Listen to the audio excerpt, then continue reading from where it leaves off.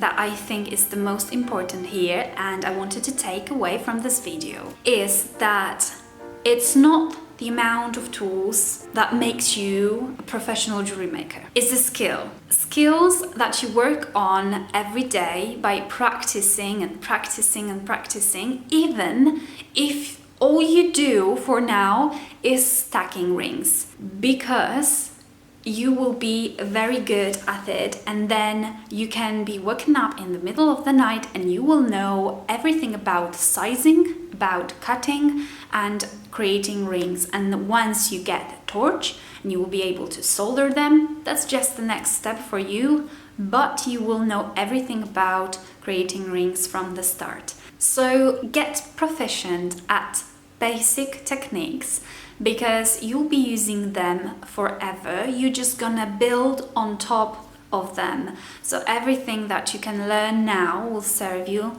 later, and everything that's more advanced is actually based on all these basic skills that you can get. Also, without spending a lot of money, you will be able to see if silversmithing, metalsmithing is actually something you want to do, and if not, no harm done. But if you decide that you do want to do it and progress, then you're free to buy more new tools and advance.